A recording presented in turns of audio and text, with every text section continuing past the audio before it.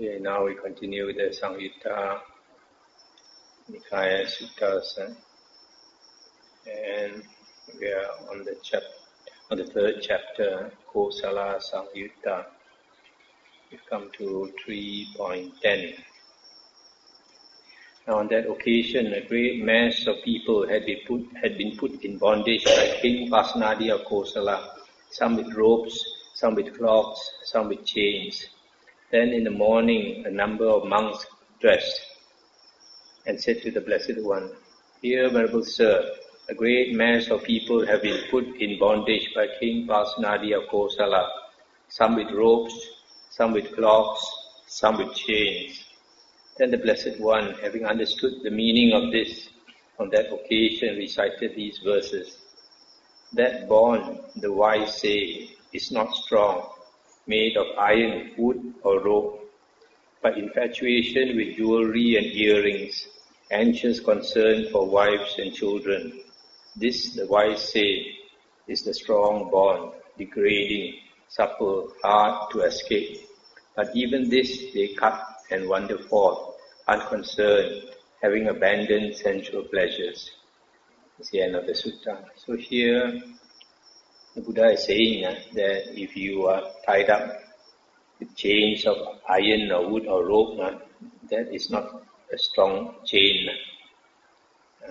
The strongest chain is infatuation with our property, infatuation with the family.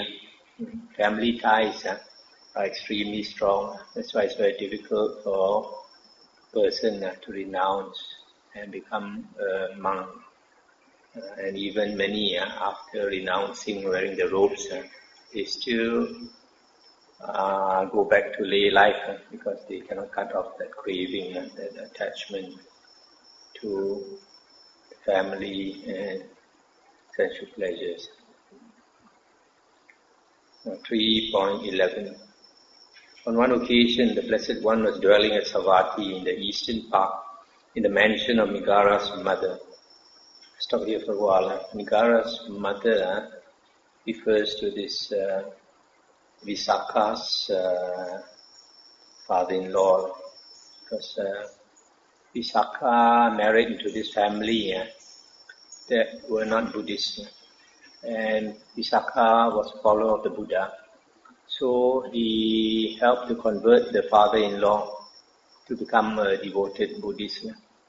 So the father-in-law was so grateful to her, the daughter-in-law, that the father-in-law called Visakha mother.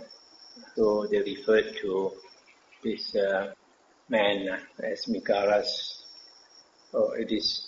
and they referred to this Visakha as Mikara's mother. Now on that occasion in the evening, the Blessed One had emerged from seclusion and was sitting by the outer gateway. Then King Pasenadi of Kosala approached the Blessed One, paid homage to him, and sat down to one side. Now on that occasion, 7 Jatilas, 7 Nigantas, 7 naked ascetics, 7 one-robed ascetics, and 7 wanderers with hairy armpits, long fingernails, and long body hairs, carrying their bundles of requisites, passed by not far from the Blessed One. Then King Pasenadi of Kosala rose from his seat, arranged his upper robe over one shoulder, knelt down with his right knee on the ground, and raising his joint hands in reverential salutation towards the 7 Jatilas, 7 Nigantas, 7 naked ascetics, 7 one-robed ascetics, and 7 wanderers, he announced his name 3 times. I am the king, Venerable Sirs, Pasenadi of Kosala. I am the king, Venerable Sirs, Pasenadi of Kosala. I am the king, Venerable Sirs, Pasenadi of Kosala. Let's stop here for a while. You see this King Pasenadi, when he saw all these ascetics go by, he paid respect to them. These are the different classes of ascetics. And some of them, you see, they have hairy armpits, some with long fingernails, some with long body hairs, etc. Then not long after those Jatilas, etc. had departed, King Pasenadi of Kosala approached the Blessed One, paid homage to him, sat down to one side and said to the Blessed One, "Those, Venerable Sir, are to be included among the men in the world who are Arahants or who have entered upon the path to Arahantship." And the Buddha said, "Great King, being a layman who enjoys sensual pleasures, dwelling in a home crowded with children, enjoying the use of Cassian sandalwood, wearing garlands, scents and unguents, receiving gold and silver, it is difficult for you to know these are Arahants or these have entered upon the path to Arahantship." Stop here for a while. Here the Buddha is saying a lay person who dwells in the home, enjoying all these worldly pleasures. This Cassian sandalwood is sandalwood from Kasi, famous city. So the Buddha said it's difficult for you to know who are the holy men, because this king assumed that all these ascetics, they look so ascetic. The king assumed that they were Arahants or holy men. Then the Buddha said, "It is by living together with someone, great king, that his virtue is to be known, and that after a long time, not after a short time, by one who is attentive, not by one who is inattentive, by one who is wise, not by a dullard or a fool. It is by dealing with someone, great king, that his honesty is to be known, and that after a long time, not after a short time, by one who is attentive, not by one who is inattentive, by one who is wise, not by a dullard. It is in adversities, great king, that a person's fortitude is to be known, and that after a long time, not after a short time, by one who is attentive, not by one who is inattentive, by one who is wise, not a dullard. It is by discussion with someone, great king, that his wisdom is to be known, and that after a long time, not after a short time, by one who is attentive, not by one who is inattentive, by one who is wise, not by a dullard." And the king said, "It is wonderful, Venerable Sir, it is amazing, Venerable Sir, how well this has been stated by the Blessed One. Great king, being a layman who enjoys sensual pleasures, dwelling in a home crowded with children, enjoying the use of Cassian, sandalwood, etc., it is difficult for you to know these are Arahants, or these have entered upon the path to Arahantship, and etc. And how to know a person, it takes time, and you have to be very attentive, and you have to be wise." And then the king continued, "These, Venerable Sir, are my spies, undercover agents, coming back after spying out the country. First, information is gathered by them, and afterwards I will make them disclose it. Now, Venerable Sir, when they have washed off the dust and dirt, and are freshly bathed and groomed, with their hair and beards trimmed, clad in white garments, they will enjoy themselves applied and endowed with the 5 cords of sensual pleasure." Then the Blessed One, having understood the meaning of this, on that occasion recited these verses. "A man is not easily known by outward form, nor should one trust a quick appraisal, for in the guise of the well-controlled, uncontrolled men move in this world, like a counterfeit earring made of clay, like a bronze halfpence coated with gold. Some move about in disguise, inwardly impure, outwardly beautiful." That's the end of the sutta. So the Buddha is saying, you want to know a person, it takes a long time. You have to associate closely with that person, either live with him or associate much with him. And then you have to be very attentive. And you have also got to be a very wise person to judge another person. So to know a person's heart is not so easy. A lot of people like to make quick judgments after a quick look at a person. This person is so mindful, this person is so impressive and all that. Outwardly he may show like that, but inwardly he may not be. So that's why the king agreed. The king says, I have spies. I have a lot of spies. They go and spy, find out information for me. So they pretend to be ordinary citizens. Actually, they come back. They report everything to the king. And then those people who say things against the king will get into problems. So you see, it's hard to know a person. It takes time. So it's not wise to judge a person, especially a person on the spiritual path. It's very foolish for some lay people to judge certain monks and pass nasty remarks. Because some of the nasty remarks that are passed about monks, they get circulated very fast. 3.12, that's Sabbati. Now on that occasion, 5 kings, headed by King Pasenadi, were enjoying themselves, supplied and endowed with the 5 cords of sensual pleasure. When this conversation arose among them, what is the chief of sensual pleasures? Some among them said, forms are the chief of sensual pleasures. Some said, sounds are the chief. Some odors are the chief. Some tastes are the chief. Some tactile objects are the chief. Let's stop here for a moment. These 5 cords of sensual pleasure are forms, beautiful forms, like men like to see beautiful women like to see handsome men. And sounds, a lot of people like to enjoy music. And odors, nice perfumes, flowers and all that. And some people are caught by taste, can't resist good food. And some tactile objects, touch, including sex and all that. Since those kings were unable to convince one another, King Pasenadi of Kosala said to them, "Come, dear sirs, let us approach the Blessed One and question him about this matter.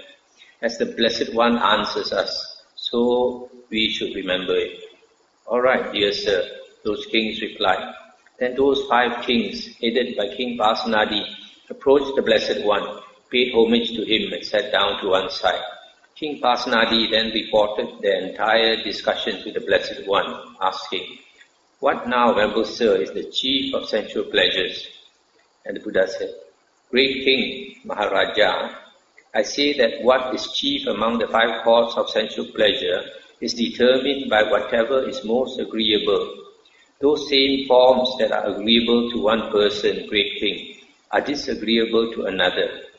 When one is pleased and completely satisfied with certain forms, then one does not yearn for any other form higher or more sublime than those forms.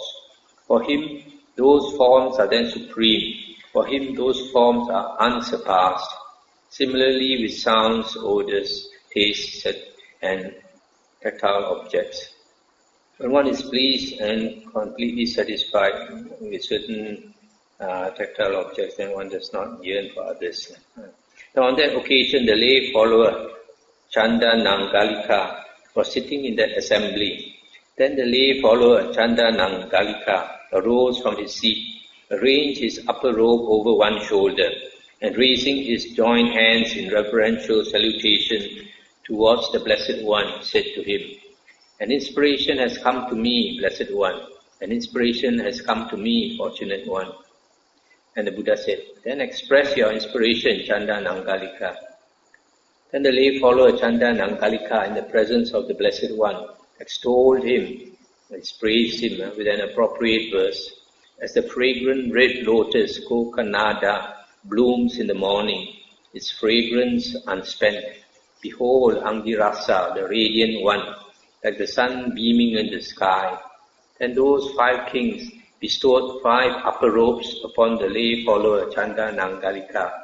But the lay follower Chanda Nangalika bestowed those 5 upper robes upon the Blessed One. That's the end of the sutta. So here the kings are asking, what is the best of the sensual pleasures? And the Buddha said, it is difficult to say in the sense that different people have different tastes. For example, forms. Some people think certain woman is the prettiest in the world. Another guy may not think so. But if that person is satisfied with that particular form, then for him that's the best.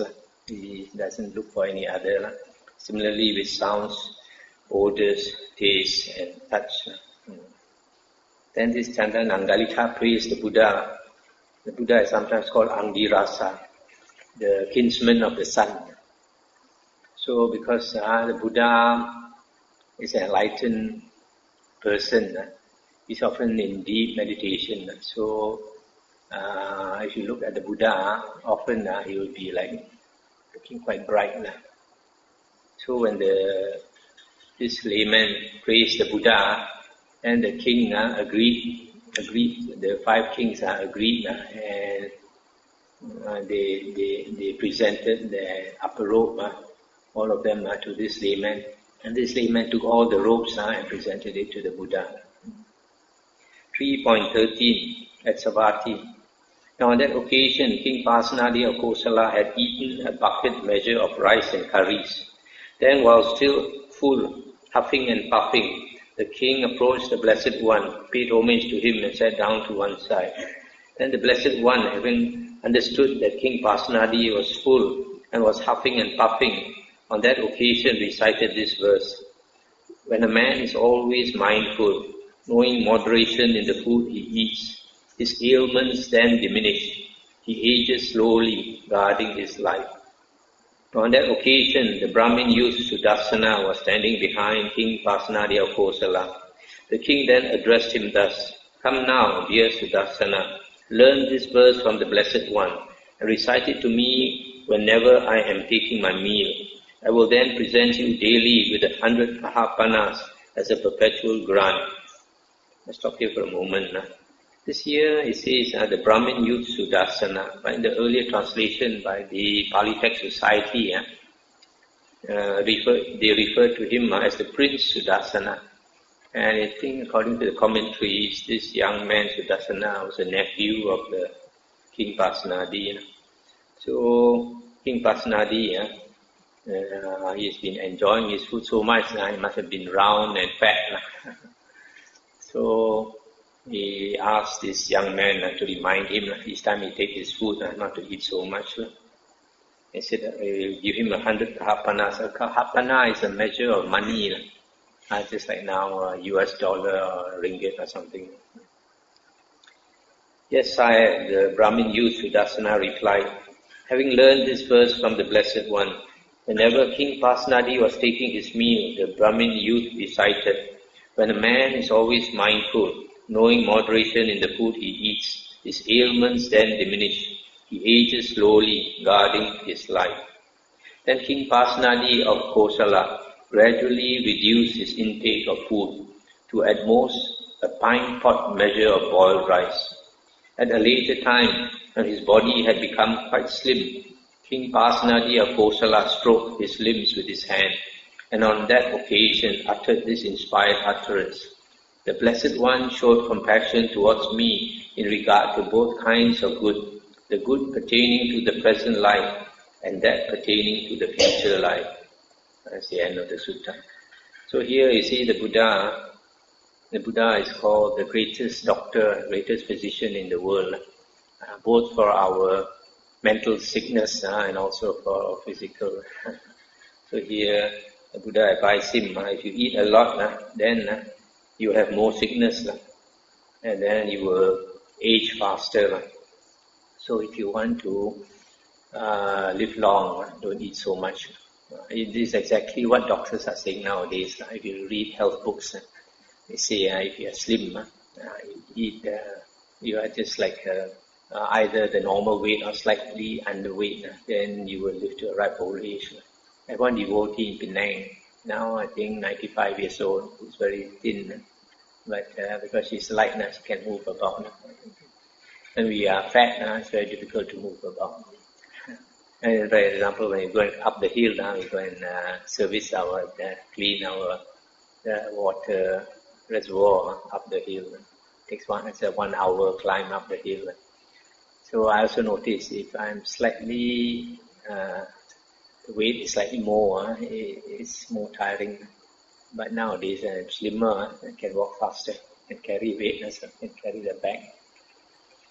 So the king, Pasenadi, was very grateful to the Buddha. He said the Buddha benefits him this lifetime and also future lifetimes. 3.16 at Savatthi.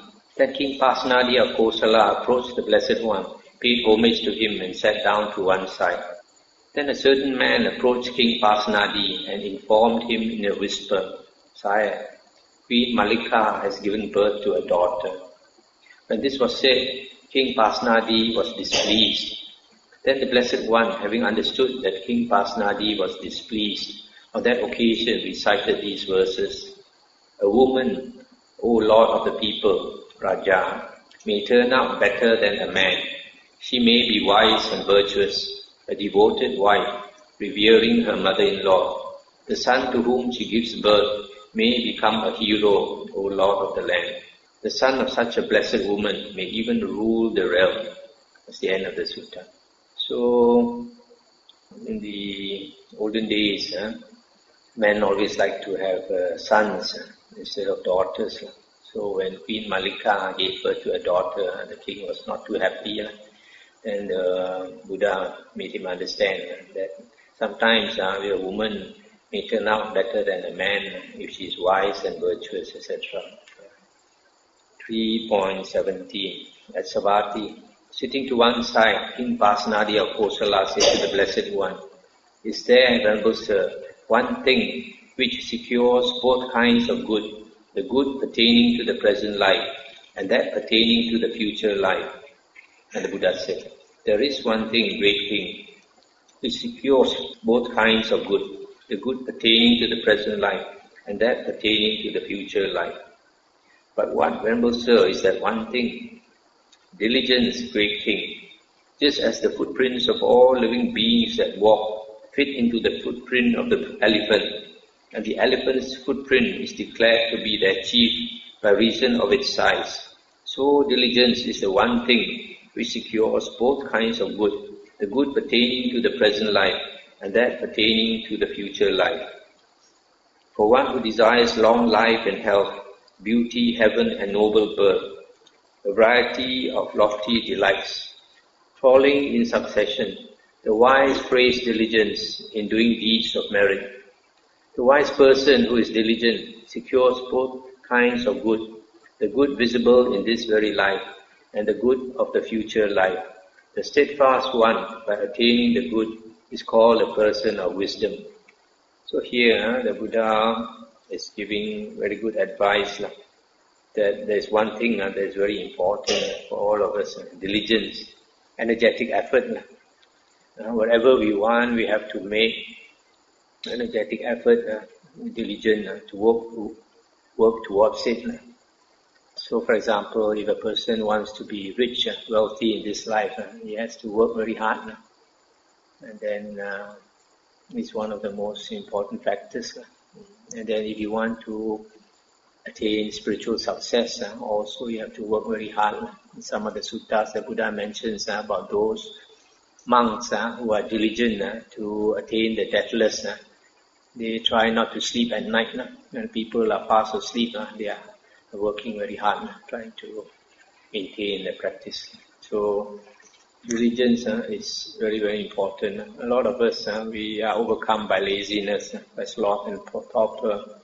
And this is more so if we are fat. If you eat a lot, every time after a heavy meal, we tend to be drowsy. So some people have a bad habit. Immediately after the meal, they go and sleep. And in the Dhammapada verses, the Buddha likened that person to a pig. Pig after eating a lot will roll in the mud and sleep. 3.18 at Savatthi. Sitting to one side, King Pasenadi of Kosala said to the Blessed One, "Here, Venerable Sir, while I was alone in seclusion, the following reflection arose in my mind. The Dhamma has been well expounded by the Blessed One, and that is for one with good friends, good companions, good comrades, not for one with bad friends, bad companions, bad comrades." And the Buddha said, "So it is, great king, so it is, great king.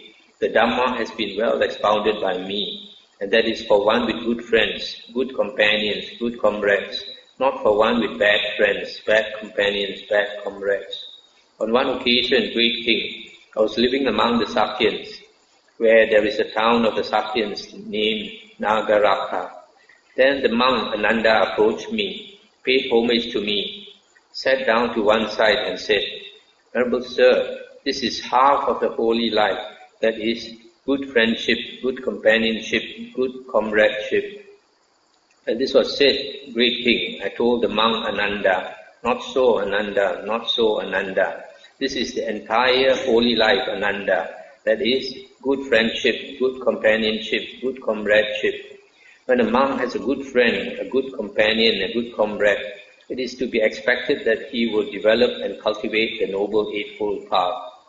And how, Ananda, does a monk who has a good friend, good companion, a good comrade, develop and cultivate the Noble Eightfold Path? Here, Ananda, a monk develops right view, which is based upon seclusion, dispassion and cessation, maturing in release. He develops right intention or right thoughts, then right speech, then right action, right livelihood, right effort, right recollection, right concentration, which is based upon seclusion, dispassion and cessation, maturing in release. It is in this way, Ananda, that a monk who has a good friend, a good companion, a good comrade, develops and cultivates the Noble Eightfold Path. Let's stop here for a moment. Here, the Buddha is confirming that good companions are very important. The Buddha says that our friends influence us a lot. If you mix with evil friends, you will tend to follow them and practice evil habits like drinking and womanizing and gambling and all that. But if you mix with good friends, then they will bring you to a good destination. So the Buddha also said that we live an ordinary life, then we are following the path that most people will go to, which is rebirth in the woeful plains. But we need effort to go against the stream of our tendencies. If we listen to the Dhamma, then we know what is good for us, what is not good for us, then we can guide ourselves. And here the Buddha is saying that friends are very important because they can bring us to walk the spiritual path and practice the Noble Eightfold Path. And in the description of the Noble Eightfold Path, you notice that the Buddha always starts with right view. You must always get right view, and otherwise you have not entered upon the Noble Eightfold Path. A lot of people make the mistake of going into meditation first. Going into meditation without studying the suttas, without hearing the Dhamma. And then they are practicing the last path of the Noble Eightfold Path instead of the first path, the first factor. So you have to go in that order as stated in the suttas. And then the Buddha continued. By the following method too, Ananda, it may be understood how the entire holy life is good friendship, good companionship, good comradeship. By relying upon me as a good friend, Ananda, being subject to birth, are freed from birth, being subject to aging, are freed from aging, being subject to illness, are freed from illness, being subject to death, are freed from death, being subject to sorrow, lamentation, pain, displeasure and despair, are freed from sorrow, lamentation, pain, displeasure and despair. By this method, Ananda, it may be understood how the entire holy life is good friendship, good companionship, good comradeship. Therefore, great King, if you train yourself thus, I will be one who has good friends, good companions, good comrades. It is in such a way that you should train yourself. When, great King, you have good friends, good companions, good comrades, you should dwell with one thing for support, diligence in wholesome states. When, great King, you are dwelling diligently with diligence for support, your retinue of harem women will think thus, the king dwells diligently, with diligence for support. Come now, let us also dwell diligently, with diligence for support. When, great king, you are dwelling diligently, with diligence for support, your retinue of Katya vessels, that means the warrior clan, will think thus, your troops will think thus, your subjects in town and countryside will think thus. The king dwells diligently, with diligence for support. Come now, let us also dwell diligently, with diligence for support. When great king, you are dwelling diligently with diligence for support. You yourself will be guarded and protected. Your retinue of harem women will be protected, guarded and protected. Your treasury and storehouse will be guarded and protected. For one who desires lofty riches, following in succession, the wise praise diligence in doing deeds of merit. The wise person who is diligent secures both kinds of good, the good visible in this very life and the good of the future life. The steadfast one, by attaining the good, is called a person of wisdom. That's the end of the sutta. So you see just now, remember Ananda said half of the holy life has to do, that means half of the holy life, success in the holy life, half of it has to do with a good friend, a good teacher. But the Buddha said no, it's the whole of the holy life. That we depend on a good teacher, good person to guide us in the holy path. So in this case, the Buddha is our teacher, because the Buddha has explained the Dhamma so well. Nobody can explain the Dhamma better than the Buddha. So if we study the suttas, rely on the suttas, then we have the best teacher in the world. A lot of people don't understand. They keep looking for teachers. They go overseas, go here, go there. And a lot of the teachers are not really qualified to be teachers at all. But people, because they don't study the Dhamma, they don't understand. So the Buddha, in the end, says diligence is very important. Diligence is the way to success.